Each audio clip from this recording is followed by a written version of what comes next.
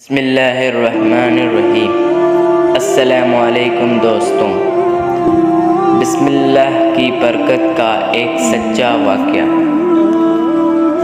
کہا جاتا ہے کہ کسی علاقے میں قحط سالی پیدا ہو گئی۔ اس قحط سالی کی لپیٹ میں نہ صرف انسان بلکہ چرند و پرند سب اس کا شکار ہو گئے۔ مویشی مالکان بے حد پریشان تھے۔ اس دوران ایک مسجد کے مولوی نے جمعے کے خطبے میں نہایت یقین کے ساتھ یہ بات بتائی کہ اللہ کا نام لے کر یعنی بسم اللہ پڑھ کر دریا کو حکم دیا جائے تو وہ بھی نافرمانی نہیں کرتا۔ خطبہ سننے والوں میں ایک چراواہ بھی موجود تھا۔ مولوی کی یہ بات اس کے دل میں اتر گئی اور اس بات پر اس کا یقین کامل ہو گیا۔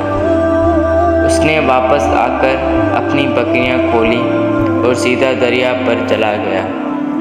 اونچی آواز سے بسم اللہ الرحمن الرحیم پڑھ کر دریا کو کہا وہ اپنی بکریاں چروانے کے لیے دوسری پار جانا چاہتا ہے اور اسے کہا کہ مجھے اپنے اوپر سے گزارنے دے۔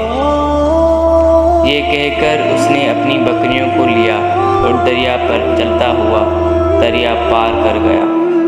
دریا کے دوسری طرف کا علاقہ گھاس سے بھرا ہوا تھا۔ درختوں کے پتے بھی سلامت تھے کیونکہ کسی کو یہاں تک آنے کی رسائی نہیں تھی۔ اس نے خوب اچھی طرح اپنی بکریوں کو سیر کروایا اور واپس لوٹایا۔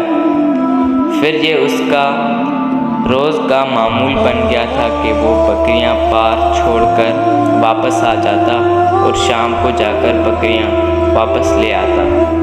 اس کی بکریوں کا وزن دگنا چگنا ہو گیا۔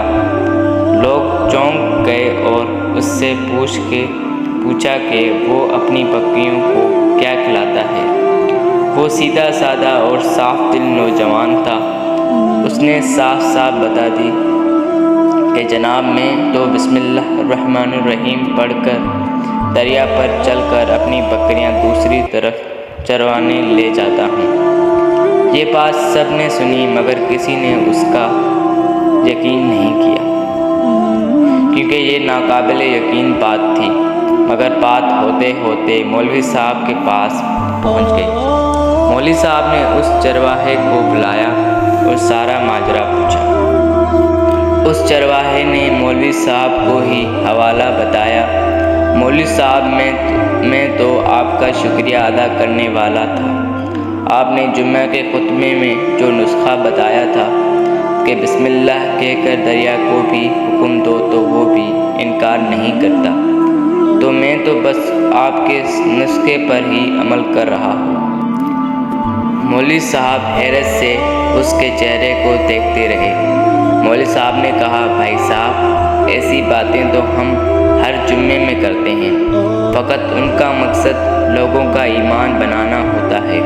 مگر بکریوں والا ڈٹا رہا کہ میں تو بس بسم اللہ کہہ کر پانی پر چلتا ہوں اور بکریوں سمیت پانی پار کر جاتا ہوں۔ آخرکار مولوی صاحب نے صبح خود یہ تجربہ کرنے کی ٹھانی، جسے دیکھنے چرواہے سمیت پورا علاقہ بھی آ گیا۔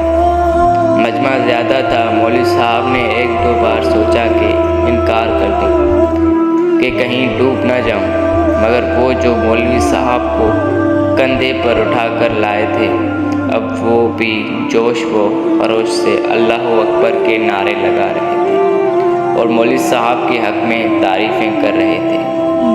آخرکار مولوی صاحب نے اپنے ڈر کو دور کرنے کے لیے ایک رسہ منگوایا۔